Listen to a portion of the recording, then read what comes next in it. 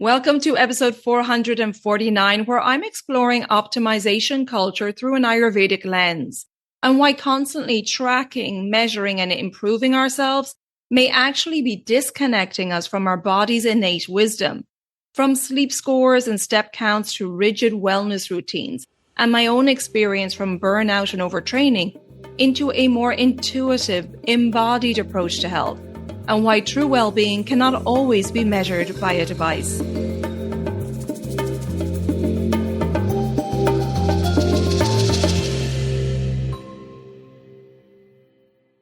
Welcome to the Elements of Ayurveda podcast. I'm your host, Colette.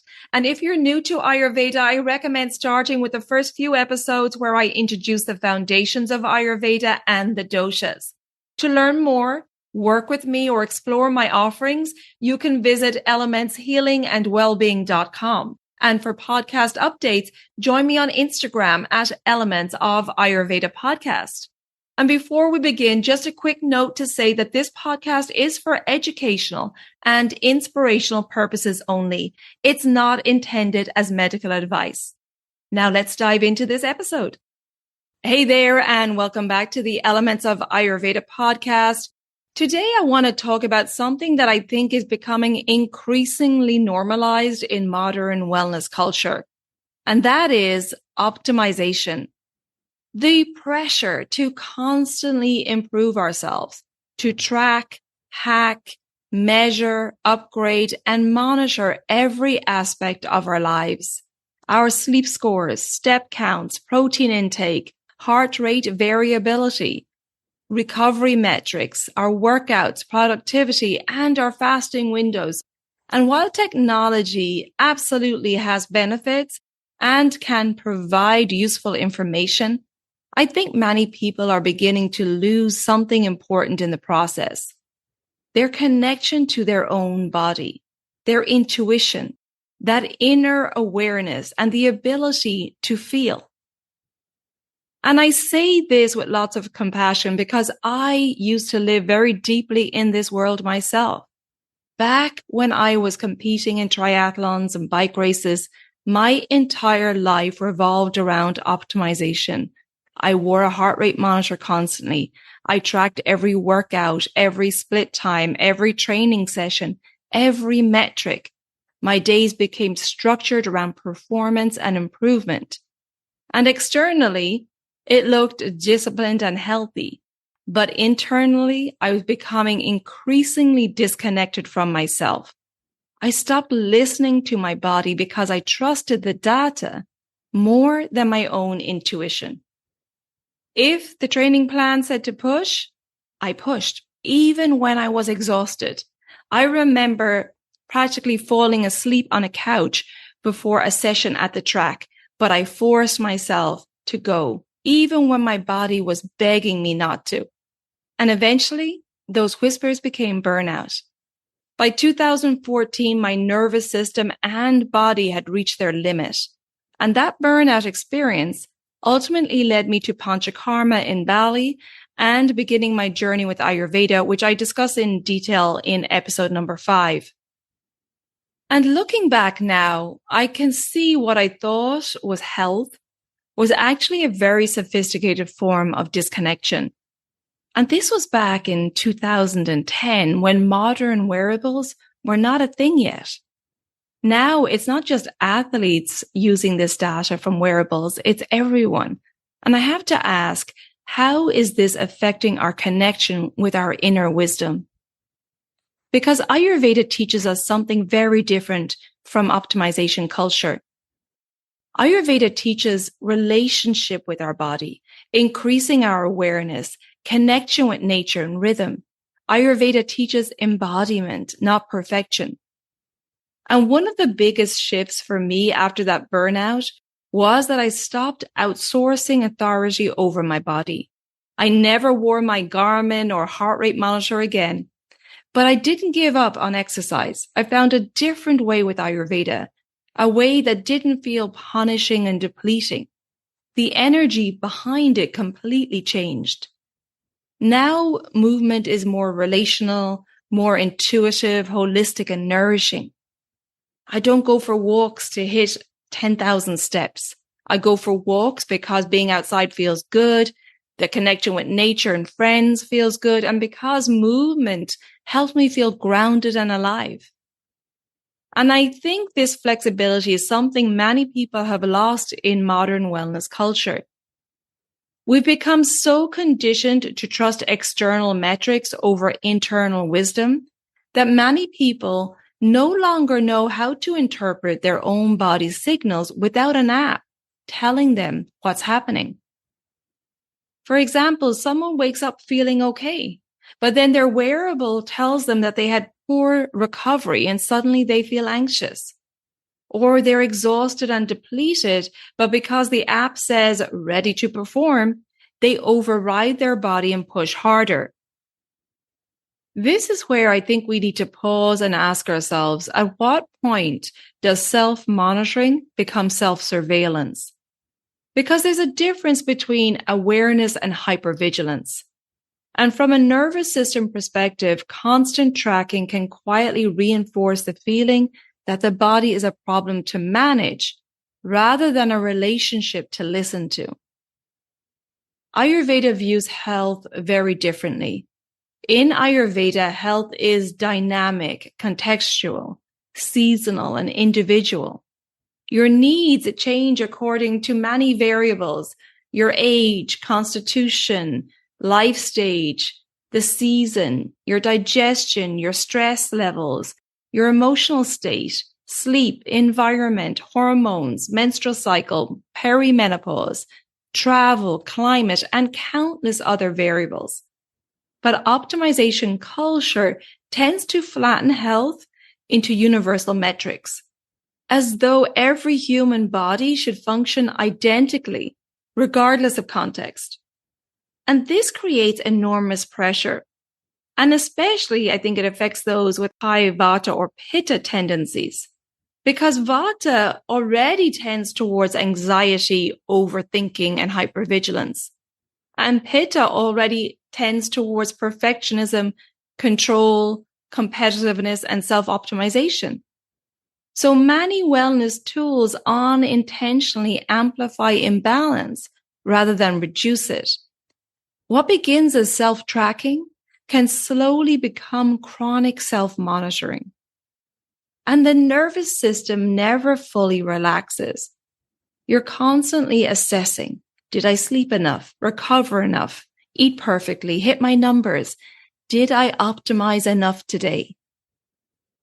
And one of the things Ayurveda teaches is that healing requires safety. The body heals when it feels safe enough to soften, not when it's constantly being micromanaged. I also think optimization culture often disconnects us from pleasure and humanity. Everything becomes quantified. Walks become step counts, meals become macros, sleep becomes scores, movement becomes calorie burn, and meditation becomes streaks on a calendar. We start trying to optimize relaxation the same way we optimize productivity. I talked about this in my recent episode 445 on why we struggle to rest. And so instead of asking, how do I feel? It's, what do the numbers say? But your body carries intelligence that no wearable can fully understand. A device cannot understand the emotional exhaustion of caregiving, the impact of grief, the transition of perimenopause, the effect of chronic stress, the sensitivity of your nervous system, the energetic impact of conflict, or the simple reality that some seasons of life require more rest than output. Ayurveda understands this. It recognizes that humans are cyclical beings, not machines. This is why tuning into your body is such an important practice. Ayurveda builds awareness, and you start asking yourself, how do I actually feel after this food? How does this movement affect my energy? What happens when I slow down? What happens when I override my body repeatedly? When do I feel nourished? When do I feel depleted?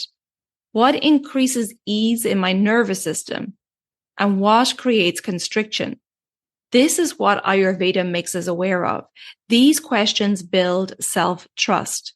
And self-trust is one of the most healing things we can cultivate, because many people today have become disconnected from their own internal feedback systems. We've been taught to seek authority externally, but Ayurveda reminds us that awareness begins internally. Ayurveda empowers us and gives us the confidence to tune inwards and make decisions for our own health and well-being. Now, this does not mean all technology is bad. That's not what I'm saying. There are absolutely situations where data can be supportive and informative. But I think the deeper question is, who's in charge? The device or your own awareness? Are these tools supporting connection to your body or replacing connection to your body? Because there's a huge difference. For me personally, healing involved moving away from rigidity and towards relationship. I stopped needing every day to look perfect. I stopped treating my body like a constant self-improvement project. And honestly, life became healthier because of that. Now I live much more through what I call the 80-20 approach. I nourish myself well most of the time. I move consistently. I prioritize sleep and nervous system health. But I also allow room for pleasure, spontaneity, rest, flexibility, indulgence, and humanity. And perhaps most importantly, I adjust according to what my body actually needs. Some days the body wants strength training. Some days it wants restorative yoga. Some days it wants a slow walk or a gentle swim. That responsiveness is health, not rigid consistency at all costs. Ayurveda teaches us that balance is not static. It's responsive. It changes day to day, season to season, life stage to life stage. And I think this is especially important for women to hear, because many women are trying to apply rigid health protocols to bodies that are inherently cyclical and fluctuating. And I think we need to stop pathologizing every fluctuation in energy, mood, or appetite. Sometimes the body simply needs more rest, nourishment, softness, or spaciousness, not more optimization. One of the most healing practices can simply be learning how to listen again, to eat when hungry rather than following a rigid fasting protocol, rest when tired, pause when overwhelmed, move in ways that feel supportive rather than punishing. To rebuild trust with the body after years of overriding it. And honestly, this can feel uncomfortable at first, especially for high-achieving people, because optimization culture gives an illusion of certainty and control. Numbers can feel safer than intuition. But healing involves learning how to tolerate the uncertainty of being human, to understand that not everything meaningful can be quantified. You cannot measure joy, presence, connection, peace, ease, or feeling truly at home in your body. And yet, those experiences are foundational to well-being. So I'm not saying to throw away every wearable or reject all health information, but simply to reconnect with your own embodied wisdom. To remember that your body is not a machine, not a productivity project, and not a set of metrics to perfect. Your body is intelligent, adaptive, communicative, and wise. And sometimes the most radical thing we can do in modern wellness culture is stop trying to optimize ourselves long enough to actually listen. And so that's it for today. Thank you so much for listening. If this episode resonated with you, I'd love to hear your thoughts. Have you noticed ways optimization culture has impacted your relationship with your body, movement, or rest? And you can connect with me on social media. On Instagram, it's Elements of AyurvedaPodcast. And by the way, my old Instagram account was blocked So make sure you're following me on the correct Instagram account. You'll see my logo. It's the Elements of Ayurveda Podcast. And on Facebook, it's Elements Healing and Wellbeing. Now, if you'd like personalized Ayurvedic support tailored to your unique constitution, your life stage and current imbalances, that's not overwhelming, but individualized to your lifestyle, making it sustainable, then check out my online consultations, digestive reset cleanse, and other offerings on my website, elementshealingandwellbeing.com. And don't forget to follow or subscribe to the podcast so the new episodes automatically download for you. And if you'd like to leave a rating and review, if you feel you're getting benefit from this podcast, I would deeply appreciate it. And so until next time, take good care of yourself, be well, and remember, your body's wisdom cannot always be measured, but it can be deeply felt. Slán go fóill.